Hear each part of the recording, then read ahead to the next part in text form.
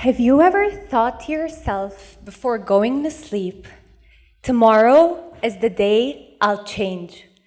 Tomorrow is the day I'll get up early in the morning, have a healthy breakfast, go for a morning jog, breathe fresh air.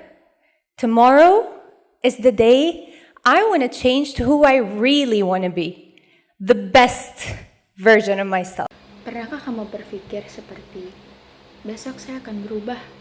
Besok adalah hari di mana saya akan bangun pagi, menikmati sarapan yang sehat, melakukan lari pagi, dan menghirup udara yang segar. Besok adalah hari di mana saya ingin berubah menjadi diri saya yang sebenarnya, versi terbaik dari diri saya. Well, change doesn't come easy.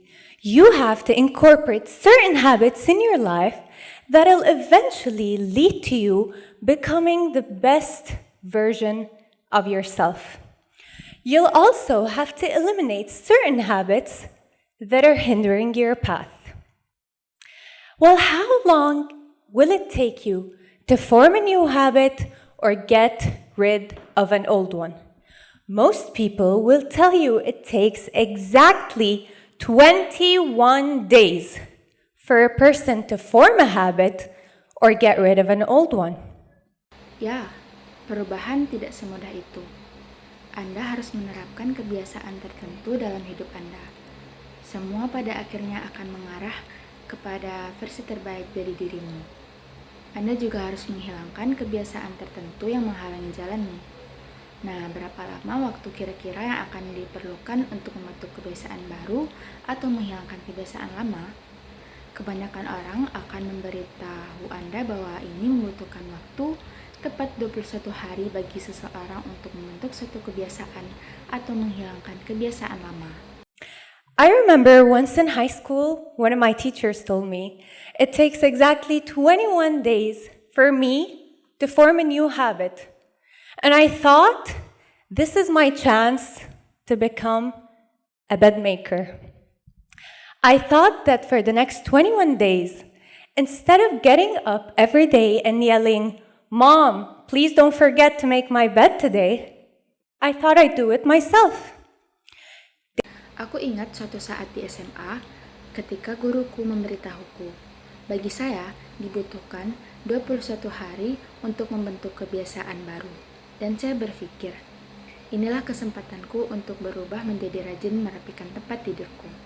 Saya pikir selama 21 hari ke depan, daripada bangun setiap hari dan berteriak kepada ibu untuk membersihkan tempat tidurku, saya pikir saya akan melakukannya sendiri. Day by day, early in the morning, 6 a.m., even on days I was running late, I got up every morning and I made my bed.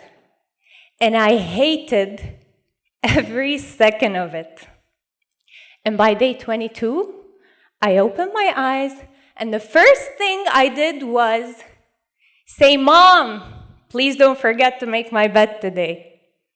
Hari demi hari, pagi demi pagi, jam 6 pagi, bahkan pada saat hari-hari saya terlambat, saya bangun setiap pagi dan merapikan tempat tidur. Dan aku benci setiap detiknya. Dan pada hari ke-22, saya membuka mata dan hal yang pertama yang saya lakukan adalah ucapkan, "Ibu, tolong jangan lupa membereskan tempat tidurku hari ini." Dan aku berhenti. I quit. And of course, that was expected. And I thought, okay, maybe I'm just gonna be a little bit worse at life than bed makers. Whatever.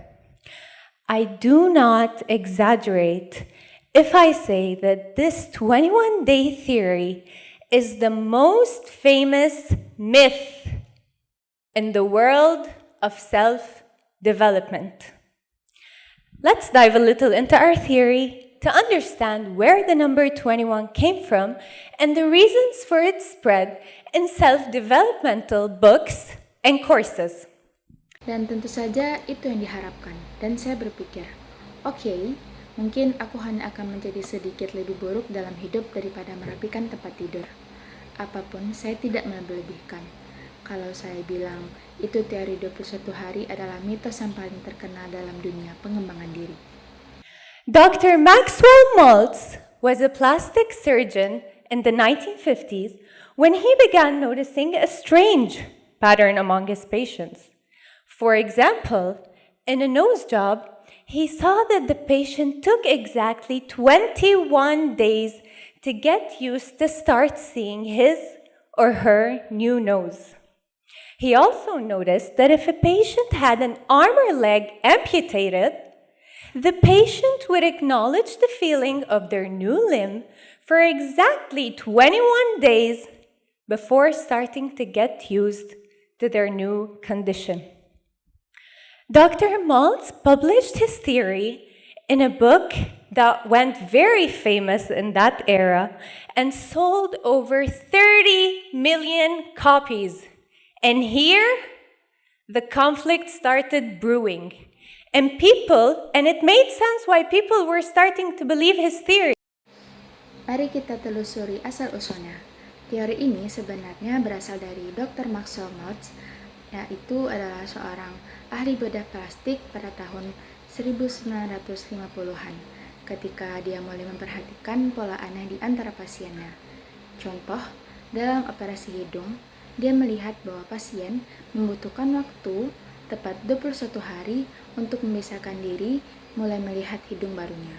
Dia juga memperhatikan bahwa jika lengan atau kaki pasien diamputasi, pasien akan mengakui perasaan anggota tubuh barunya tepat 21 hari sebelum mulai terbiasa dengan kondisi baru mereka. Dr. Maltz menerbitkan teorinya dalam sebuah buku yang menjadi sangat terkenal pada zaman itu dan terjual lebih dari 30 juta kopi. Dan di sini, konflik mulai terjadi dan masuk akal mengapa orang mulai mempercayai teorinya. Mengapa? Why? Number 1, the number 21 is considered a short period of time, and that's also considered a source of temptation, which means something you can do. Number 2, the number 21 is also long enough to be believable, a difficult challenge, but not impossible. I mean, who wouldn't love to change their whole life within just 21 days? Wouldn't you love to start waking up early in the morning every day? Wouldn't you love to start cooking healthy recipes? Wouldn't you love to start drinking weird smoothies? And all within less than 1 month? We'd go for it in a heartbeat. Pertama, nomor 21 dianggap jangka waktu yang singkat dan itu juga dianggap sebagai godaan yang berarti sesuatu yang dapat dilakukan. Yang kedua, angka 21 juga cukup bisa dipercaya sebagai sebuah tantangan yang sulit tapi bukan tidak mungkin. Maksudku, siapa yang tidak ingin mengubah seluruh hidupnya hanya dalam waktu 21 hari? Tidakkah Anda ingin mulai bangun pagi setiap hari? Tidakkah Anda ingin mulai memasak resep sehat? Tidakkah kamu ingin mulai meminum smoothie yang aneh? Dan semuanya dalam waktu kurang dari 1 bulan. Jadi, apakah itu benar? So is it true? Can we really change our lives within 21 days? I know that sounds very exciting, but there are actually a few factors you'd have to consider to be able to estimate the time it'll take you to form a new habit or get rid of an old, toxic one. Number 1 is the complexity of your goal. If I decide to start eating fruit daily, which is considered a simple habit, I'd probably take less time than if I want to acquire a complex athletic skill, like a tennis serve. Bisakah kita benar-benar mengubah hidup kita dalam 21 hari? Saya tahu kedengarannya sangat menarik. Namun, sebenarnya ada beberapa faktor yang harus Anda pertimbangkan untuk dapat memperkirakan waktu dan itu akan membawa Anda untuk membentuk kebiasaan baru atau membuang kebiasaan lama. Nomor 1 adalah kompleksitas tujuan. Jika saya memutuskan untuk mulai makan buah setiap hari yang dianggap sebagai kebiasaan sederhana, saya mungkin akan membutuhkan waktu lebih sedikit daripada jika saya ingin memperoleh keterampilan atletik yang kompleks seperti servis tenis. Number 2, behavior consistency affects the speed of acquisition. Me repeating a certain behavior for 3 minutes a day is different than my friend repeating the same behavior for 30 minutes a day. So we want to clear things up. How long will it take us to form a new habit or get rid of an old one? And is there a reliable study that we can depend on? Answer is yes. There is a famous study by the psychologist Philip Lally titled How Are Habits Formed? The study followed 96 people over a period of 12 weeks. Each person chose a new 12-week habit to work on, such as drinking 3 cups of water before lunch or running for 15 minutes after dinner. After 12 weeks, the data was analyzed to determine the time needed to move from the old habit to start subconsciously carrying out the new one. And after 12 weeks, Yang kedua, konsistensi perilaku mempengaruhi kecepatan perolehan. Saya mengulangi perilaku tertentu selama 3 menit sehari berbeda dengan teman saya yang mengulangi perilaku yang sama selama 30 menit sehari. Jadi, berapa lama waktu yang kita perlukan membentuk kebiasaan baru atau menghilangkan kebiasaan lama? Dan apakah ada penelitian terpercaya yang dapat kita andalkan? Jawabannya adalah ya. Ada penelitian terkenal oleh psikolog Philip Lally berjudul Bagaimana Kebiasaan Kita Terbentuk. Penelitian ini diikuti oleh 96 orang selama kurun waktu 12 minggu. Setiap orang memilih kebiasaan baru selama 12 minggu untuk dikerjakan, seperti minum air putih 13 sebelum makan siang atau berlari selama 15 menit setelah makan malam. Setelah 12 minggu, data dianalisis untuk menunjukkan waktu yang dibutuhkan untuk beralih dari kebiasaan lama untuk mulai secara tidak sadar melaksanakan yang baru.